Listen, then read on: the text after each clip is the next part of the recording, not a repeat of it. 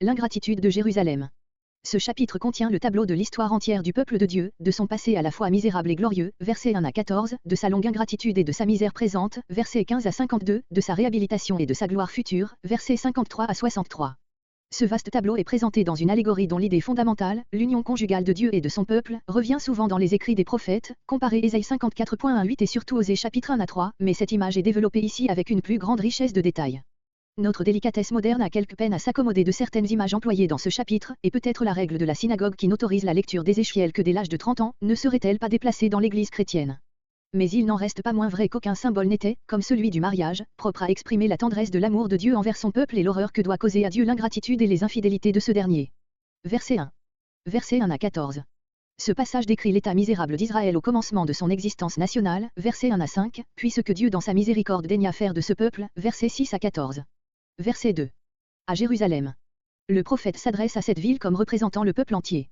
Elle a été en effet le cœur d'Israël, le centre de sa vie nationale. Dans son sort particulier se reproduisent toutes les fortunes diverses du peuple lui-même. Verset 3.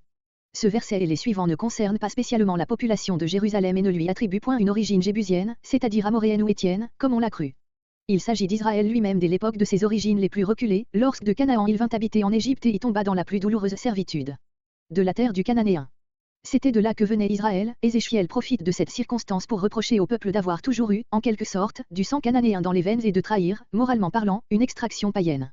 Ce reproche n'a de valeur qu'autant que le prophète sait parfaitement que l'origine du peuple, matériellement parlant, est toute différente. Les Amorachéens et les Étiens étaient les peuples du pays de Canaan du milieu desquels sortaient les Israélites au moment de leur émigration en Égypte. Verset 4. Durant le dur temps de la servitude d'Égypte, le peuple, qui naissait alors à la vie nationale, puisqu'à son arrivée il n'était qu'une famille, fut privé de toute protection, semblable à un nouveau-né à qui les premiers soins font défaut. Ton cordon. Serait-ce une allusion aux dispositions idolâtres et vicieuses qu'Israël avait apportées de Canaan et auxquelles il ne renonça point? Frotter de sel. C'était l'usage, dit Jérôme, de frotter de sel le corps des enfants nouveau-nés pour les endurcir au froid. Verset 5. Allusion à l'usage si fréquent dans l'Antiquité d'exposer les enfants. Verset 6. Versets 6 à 14 les tendres soins que l'Éternel prit de ce peuple misérable. Dans ton sang, qui coulait parce que le cordon n'avait point été attaché. Vis dans ton sang. Tout moribond que soit cet enfant, Dieu lui ordonne de vivre dans ce sang même dont il est tout souillé, voir verset 9. L'ordre est répété pour faire ressortir la solennité du miracle sur lequel repose une telle existence. Ce miracle est, en effet, la base de tous ceux qui suivront. Verset 7. Allusion à la prodigieuse multiplication du peuple en Égypte, en même temps qu'à son développement intellectuel et moral et à la haute culture dont son histoire subséquente fait preuve. On peut dire de tout le peuple à certains égards ce qui est dit de Moïse, qu'il fut instruit dans toute la sagesse des Égyptiens et devint puissant en œuvre et en parole. Verset 8. Allusion au moment où l'Éternel visita son peuple en lui suscitant Moïse pour libérateur. J'étendis sur toi. Comparez Ruth 3.9. Par cet acte symbolique, un homme déclarait prendre une femme pour épouse. C'était l'emblème de la protection dont il s'engageait à la couvrir désormais. Je te fis serment. Ces paroles et les suivantes se rapportent à l'alliance qui fut conclue durant le séjour au Sinaï entre Dieu et le peuple, par le dos de la loi. Ce fut comme l'époque du mariage de l'Éternel avec son peuple. Comparez Ésaïe 54.5, Jérémie 31.32 avec Exode 19.5, Exode 24.8. Verset 9. Je te baignai. C'est ici l'emblème de la purification du peuple par le moyen de la loi, par son action morale sanctifiante ainsi que par les institutions créées par elle. Ézéchiel a surtout en vue les sacrifices et les ablutions ordonnés par la loi pour la purification des Israélites pécheurs. Jusqu'alors, Israël était resté couvert de son sang, verset 6, c'est-à-dire de sa souillure originaire. Je tonnis d'huile, allusion au sacerdoce d'Aaron. Verset 10. De broderie. Est-ce une allusion aux tentures brodées du tabernacle? De peau de blaireau ou de veau marin? Le sens du mot hébreu, tachash, est incertain. La couverture supérieure du tabernacle était faite de la peau de cet animal, Exode 26.14, Nombre 4.25, c'est probablement à ce fait que le prophète fait allusion. De lin. Le verbe employé ici pour dire ceindre s'applique ordinairement à la ceinture de tête, au turban, Exode 24.17, Exode 29.9, Lévitique 8.13. C'est sans doute une allusion à la mitre des sacrificateurs. Des tissus les plus fins. Le mot hébreu, méchi, ne se retrouve nulle part ailleurs. À l'exemple des rabbins on le traduit ordinairement par soie. Mais ce sens n'étant qu'une supposition, nous avons rendu ce mot par une expression moins précise. Verset 11. Bracelet, Genèse 24.22, Genèse 24.24. Verset 12. Un anneau à ton nez. Cet ornement, en usage aujourd'hui encore en Orient, faisait aussi partie dès le temps patriarcal des présents de fiançailles. Diadème magnifique, ici comme simple ornement. La royauté ne viendra que plus tard, verset 13. Verset 13. Après que le contenu des versets 9 à 12 a été résumé dans les premiers mots de ce verset, l'Éternel rappelle en outre le soin qu'il a pris de la nourriture à offrir à sa fiancée. Le froment, le miel, l'huile, étaient les produits exquis de la terre de Canaan. Extraordinairement belle, par les institutions dont Dieu l'avait dotée. Tu arrives jusqu'à régner. Cette expression ne peut s'appliquer qu'à l'institution de la royauté qui était comme l'apanage du peuple entier, tout Israël régnait en la personne de son roi, comparé Exode 19.5-6, un royaume de sacrificateurs. Verset 14. Tu fus renommé. Comparez ce qui est dit de la réputation de l'Empire israélite à l'époque de David et Salomon, un roi à 4.34, un roi à 10.1 et suivant. C'est ici le point culminant de la première partie du chapitre. Verset 15. Ce verset commence la seconde partie du tableau, la description de l'ingratitude d'Israël comblée de pareils bienfaits, versets 15 à 52. Ézéchiel indique d'abord la cause de cette infidélité odieuse. Tu te confias en ta beauté. Israël s'attribua à lui-même sa supériorité morale sur les autres peuples, il oublia de rendre grâce à celui de qui il tenait les biens temporels et spirituels dont il jouissait, ce fut le péché qui le conduisit ensuite à l'idolâtrie. Comparez ce qui est dit des païens romains 1.21-23, oublier de rendre grâce au Créateur, c'est le surmoyen d'exagérer le prix qu'on attache à la créature et d'en venir à l'adorer extérieurement ou moralement. Tu te prostituas. Le culte des idoles est déjà comparé à une prostitution Exode 34.16. À tout passant, Ézéchiel appelle ainsi chaque faux dieu adoré, chez les nations avec lesquelles Israël se trouvait en relation, comparé chapitre 8. À qui voulait. Littéralement, que cela soit à lui. Ou, à qui en voudra. Comme si la prostituée parlait ainsi d'elle-même. Verset 16. On a entendu ce passage diversement. Il nous paraît que Ézéchiel veut parler d'un lit dressé, au moyen de ce qui composait la garde-robe de la fiancée, lit auquel il donne le nom d'autel, littéralement au lieu, parce qu'il passe de l'image à la réalité. Il s'agit en effet des autels des faux dieux dressés sous les rois idolâtres sur toutes les éminences de la terre sainte, comparé Ésaïe 58.7-9. Ce qui ne s'était pas fait, le texte est très obscur. Nous donnons le sens probable. Verset 17. Des images d'hommes, pour présenter l'idolâtrie sous le jour le plus repoussant, Ézéchiel la compare à la forme de prostitution, la plus monstrueuse qui se puisse imaginer. Verset 18. Tu pries. Le service des faux dieux coûtait cher. Les encensements de Bel à Babylone se montaient annuellement, selon Hérodote, à une somme de 1000 talents. En Inde aujourd'hui encore, les adorateurs des faux dieux se privent du nécessaire pour subvenir aux énormes dépenses de leur culte. Comparez Exode 32.14, Exode 32.25. Et tout cet or et cet argent ainsi employé étaient les présents que Jéhovah avait fait à son épouse, mon or, mon argent. Verset 20. Versets entre 20 et 21. Ces versets se rapportent aux sacrifices sanglants offerts au dieu Moloch, comparez Lévitique 18.21, 2 Rois 3.27, 2 Rois 23.10, Jérémie 32.35. Dans les cultes païens, la cruauté marchait de pair avec la sensualité. Verset 21. Mes fils, les enfants d'Israël appartenaient à Dieu, car ce peuple provenait de lui par la vocation d'Abraham et par la naissance miraculeuse d'Isaac et tous les enfants israélites possédaient dans la circoncision le sceau de l'adoption. Verset 22. Le souvenir constant de ce que l'on était avant l'appel divin est le moyen de réveiller sans cesse le sentiment de la reconnaissance, comparé Éphésiens 2.11 et suivant. Toute nue, image de l'état d'Israël dans la servitude d'Égypte. Verset 23. Les versets 23 à 32 dépeignent les derniers excès auxquels Israël s'est abandonné. À mesure que les siècles avaient marché, son idolâtrie s'était accrue. Ce n'étaient pas seulement les faux dieux des peuples voisins, cananéens, syriens, Béol, Astarté, Ammonites et Moabites, Moloch, qui avaient été importés dans le pays, c'étaient aussi ceux des Égyptiens, des Assyriens et des Chaldéens, tellement qu'il ne semblait ne plus y avoir une place propice dans la terre de Juda qui ne fût occupée par quelque autel idolâtre. Malheur, malheur. Le prophète, arrivé à la peinture des temps les plus récents et des derniers forfaits, s'interrompt par une exclamation d'indignation mêlée de pitié. Verset 24. Une voûte, un édifice voûté, probablement un lieu de prostitution qui, conformément à l'image employée dans tout ce passage, est peut-être l'emblème de ces retraites souterraines où se pratiquaient en Égypte et en Assyrie certaines cérémonies mystérieuses en l'honneur des fausses divinités. Verset 26. Voir Jérémie, chapitre 44, qui montre avec quelle ardeur dans les derniers temps le peuple et surtout les femmes se livraient aux cultes égyptiens qui appartenaient au matérialisme le plus grossier. Verset 27. Ta portion assignée, le bel et grand héritage que Dieu avait promis à Israël dans la terre de Canaan. Dieu ne lui en a point laissé la complète possession, telle qu'il l'avait eue sous David et Salomon. Les filles des Philistins, les 5 villes capitales des 5 royaumes dont se composait la confédération de ce peuple. Sur le rôle des Philistins dès les temps d'Achaz, voir 2 Chroniques 28.18. Honteuse. Les Philistins rougissaient de la conduite des Israélites, car eux-mêmes s'en tenaient à leurs dieux nationaux. Jérémie 2.10 et suivant, Ézéchiel 5.7. Verset 28. L'introduction des cultes assyriens datait sans doute de l'époque où Achaz entra en relation politique avec Tiglath-Pilésé, roi de Ninive. Verset 29. C'était comme une soif inextinguible, un vertige d'idolâtrie qui s'était emparé de ce peuple. Verset 30. Exclamation analogue à celle du verset 23, au sentiment de la pitié s'ajoute celui du dégoût. Lâche. Ce terme exprimerait, d'après les uns, une honteuse impuissance morale, d'après d'autres, l'épuisement, résultat du vice, ou bien le trouble délirant de la passion. Peut-être toutes ces nuances sont-elles confondues dans ce terme destiné à justifier le sentiment de dégoût qui règne dans le tableau suivant. Verset 31. Voûte, tertre, voire verset entre 24 et 25, note. La prostituée fait de son genre de vie un métier, un moyen de lucre, mais tel n'était pas le cas d'Israël. Verset 32. Israël ressemblait à une femme infidèle qui, jouissant du domicile conjugal et d'un entretien assuré, commet le vice pour le vice et en ajoutant à l'impudicité l'adultère. Et pour comble de honte, cette femme infidèle paie ses complices. Sens, quoiqu'il possédât le culte du vrai Dieu, Israël semblait tourmenté par la manie d'y ajouter sans cesse des cultes nouveaux accompagnés des séductions les plus honteuses. Verset 33. Et cette conduite coûtait cher à Israël au lieu de lui rapporter quelque chose. Quel sacrifice n'avait-il pas à faire pour obtenir l'alliance des grands peuples païens, assyriens ou égyptiens, au moyen du laquelle leur idolâtrie pénétrait chez lui. Comparez 2 Rois 16.7, 2 Rois 16.8. Verset 34. Tandis qu'Israël était comme avide de l'assistance des autres peuples et de leurs idoles, les païens ne recherchaient ni son alliance ni son culte, tant il était devenu méprisable à leurs yeux. Verset 35. Les versets suivants décrivent le châtiment de Jérusalem sous l'image de la punition infligée chez les Juifs à la femme coupable d'adultère. Verset 36. Récapitulation des crimes commis, comme considérant de la sentence suivante, verset 37, voire versets 15 à 24. Ton airain, expression obscure peut-être pour dire, ton avoir, ton argent. Israël n'avait plus à la fin que de l'airain à donner. Verset 37. D'après Nombre 5.18, lorsqu'une femme était soupçonnée d'adultère, elle était amenée dans le temple, devant l'Éternel, et le sacrificateur commençait par lui découvrir la tête. C'est à ce traitement humiliant que semble faire allusion le verset 37, lors même que dans ce verset il est parlé de la personne tout entière. Ces repères d'idolâtrie, chapitres, émoticônes n'en croyant pas ses yeux, seront découverts aux yeux de tous, amis ou ennemis, lorsque les peuples exécuteurs du jugement de Dieu détruiront Jérusalem.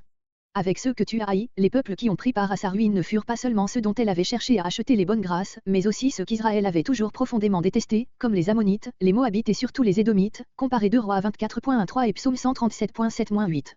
Verset 38. Je verserai ton sang.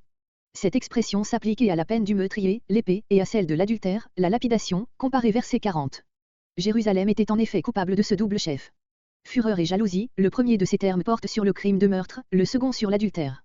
Le terme de jalousie revient plusieurs fois dans l'ordonnance Nombre 5.14-31, relative à la punition de la femme adultère, l'esprit de jalousie, versets entre 14 et 30, le gâteau de jalousie, versets 15, 18, 25. Verset 39. Description figurée du sac de Jérusalem. Verset 40. Te lapideront, on voit par Lévitique 20.2, Lévitique 20.10 que le supplice de la lapidation était la peine des adultères, comparez Jean 8.5-7. Te perceront de leurs épées, Genèse 9.6 ordonne la peine du glaive pour le crime de meurtre, et Josué 6.21, pour les habitants d'une ville mise à l'interdit. Israël, meurtrier des fils de Jéhovah, verset 21, note, a mérité le supplice des Cananéens. Comparez Lévitique 20.1-5. Une assemblée, la réunion des peuples qui assiégeront et détruiront Jérusalem est comparée à l'assemblée solennelle des Israélites lapidant un coupable. Verset 41. Ce jugement s'exécutera avec une complète publicité, le monde entier en sera témoin. Dieu ne ménagera pas son peuple. Aux yeux de beaucoup de femmes, c'est-à-dire de beaucoup d'autres nations. Le comble de l'opprobre pour une femme est d'avoir à le subir en présence de ses rivales. Je ferai cesser. La captivité d'Israël a mis fin à son idolâtrie.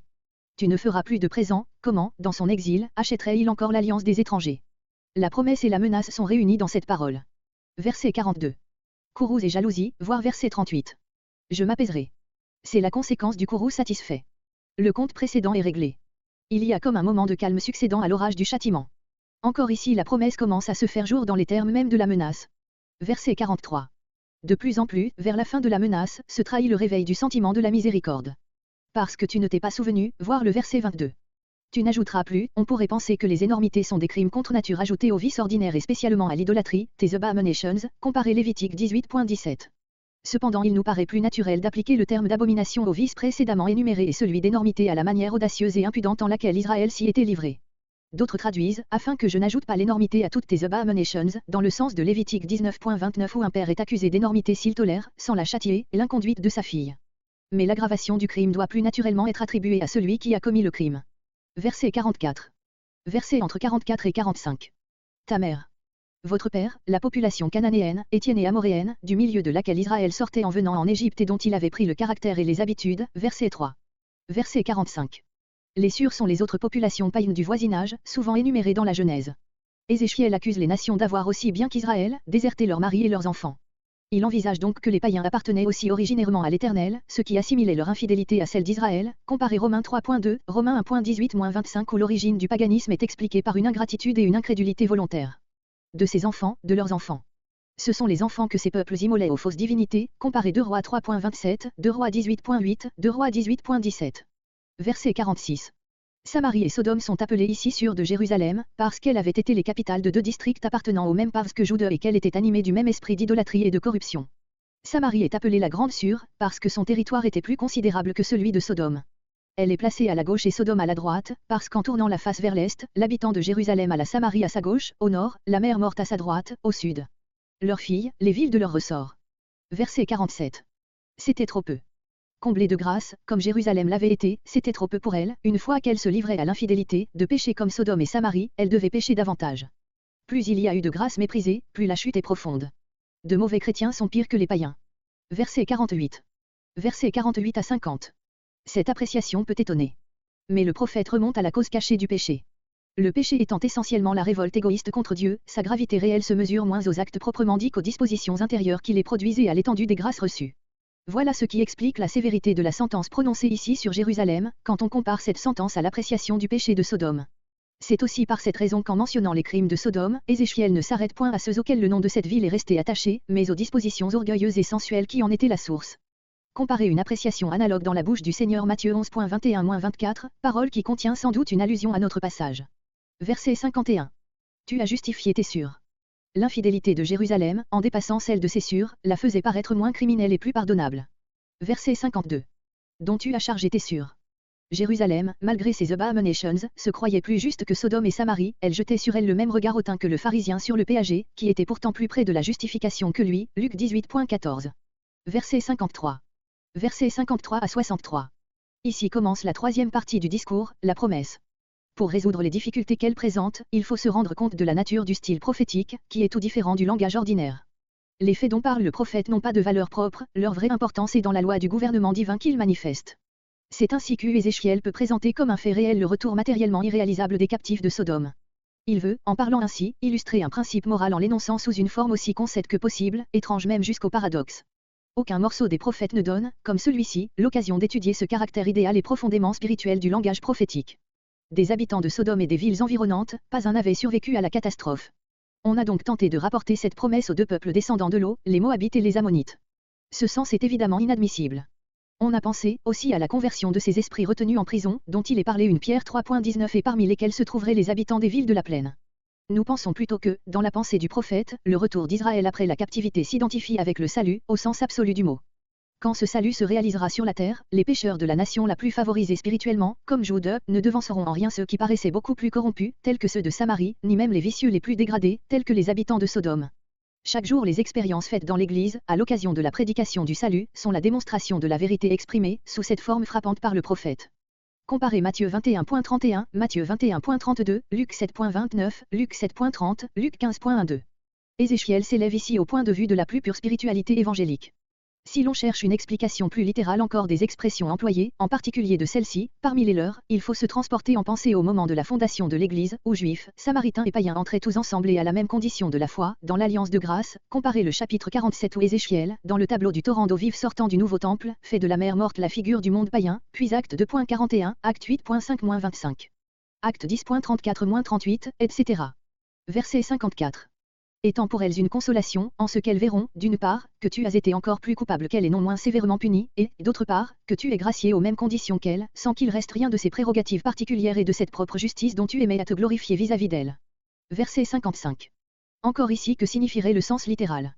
Que faudrait-il entendre à ce point de vue par le premier état de Sodome ? Comme, dans la promesse précédente, le prophète s'élançait en avant vers le jour du salut, dans celle-ci il remonte jusqu'à un état idéal de piété, de moralité et de prospérité extérieure qui aurait dû être le point de départ de l'histoire des trois nations, mais qui n'a de réalité que dans l'état primitif de l'humanité en général, antérieurement à sa chute. Les racines les plus profondes de toute existence humaine, individuelle ou collective, plongent dans cet état primitif où l'homme vivait encore dans l'union avec Dieu et où nous ramène l'œuvre de Christ. Verset 56. Ta sur Sodome n'était pas nommée. Quel Israélite aurait autrefois pensé à nommer Sodome comme une sûre de Jérusalem, soit quant à la corruption, soit quant à la grâce. Pour obtenir un pareil résultat, il fallait une révolution complète. Jérusalem devait être amenée à reconnaître que sa dégradation égalait pour le moins celle de Sodome. C'est de cette communauté de misère et de honte que devait sortir le sentiment de la fraternité évangélique. Verset 57. Quand tu fus outragé. Le prophète ne parle pas ici des Assyriens et des Babyloniens, les principaux instruments du jugement qui dévoila toute la perversité de Jude. Il nomme les petits peuples voisins qui furent les témoins des châtiments du peuple de Dieu et les aggravèrent par leur outrage, comparé verset 41, aux yeux de plusieurs femmes. Pour les Syriens, voir Ésaïe 7.1 et suivant. Les inscriptions assyriennes nous appennant que les villes des Philistins agrandissaient leur territoire aux dépens de Jude par la faveur des conquérants assyriens. Verset 59. Le prophète n'avait pas entièrement oublié l'élément de la promesse dans les versets précédents. L'idée essentielle était celle d'une complète égalité dans le salut entre les trois sûrs, Jérusalem, Samarie et Sodome. Il revient plus explicitement à cette partie réjouissante de son message. Le verset 59 forme la transition. Ce verset signifie « Je commencerai par te faire comme tu m'as fait ». C'est la menace de l'exil où l'alliance paraîtra oubliée de la part de Dieu, comme elle l'avait été, du côté du peuple. Verset 60. Et après cela. Après avoir traité Israël comme Israël l'a traité, oubli de l'alliance, Dieu agira à sa manière, je me souviendrai, moi. Il prendra l'initiative d'une relation toute nouvelle avec Jérusalem. Dans un sens, cette alliance sera le renouvellement de la première, en ce qu'elle continuera l'œuvre commencée par celle-ci, dans un autre sens, ce sera une alliance nouvelle, car elle n'aura plus ce caractère national et par conséquent temporaire, elle sera universelle, verset 53, et éternelle, ce qui suppose des bases toutes différentes de celles de l'ancienne. Verset 61. Quand tu recevras. Les Juifs croyants ont formé le noyau de l'Église auquel ont été et sont encore adjoints successivement les croyants des autres peuples. Comparez Romains 11.17-18. Pour filles. L'Église apostolique de Jérusalem fut la métropole des églises de la gentilité. Paul n'avait rien de plus pressé, après avoir fait une mission, que de rattacher à Jérusalem les troupeaux qu'il avait formés dans le monde païen. Mais non en vertu. L'alliance particulière conclue jadis avec Israël ne sera pas le fondement de cette œuvre nouvelle qui embrassera le monde. Le salut offert dans l'économie nouvelle reposera sur des faits divins tout nouveaux, et les païens entreront dans le royaume de Dieu en vertu d'une autre alliance que celle que Dieu avait conclue spécialement avec Israël. Cependant Jérusalem aura aussi sa place en cette alliance future, lors même que celle-ci ne sera plus la sienne. Verset 63. Et de cette situation toute nouvelle résultera une profonde humiliation pour Israël, non seulement parce qu'il sera traité sur le même pied que tout autre peuple, mais surtout parce que, ayant péché plus que tout autre, il sentira mieux aussi que les autres son indignité et la gratuité de sa miséricorde dont il aura été l'objet avec eux. Quand je ferai expiation. Il s'agit ici du grand acte propitiatoire qui sera le fondement de l'alliance nouvelle, comme l'immolation de l'agneau pascal avait été celui de l'alliance théocratique. On a parfois, dans les temps modernes, représenté Ézéchiel comme un esprit étroitement légal qui a frayé la voie au littéralisme sacerdotal dont l'empire s'établit après le retour de l'exil. Il suffirait de la fin admirable de ce chapitre pour réfuter cette appréciation. Le souffle prophétique n'a dicté à aucun serviteur de Dieu des paroles d'un spiritualisme plus élevé et plus glorieux.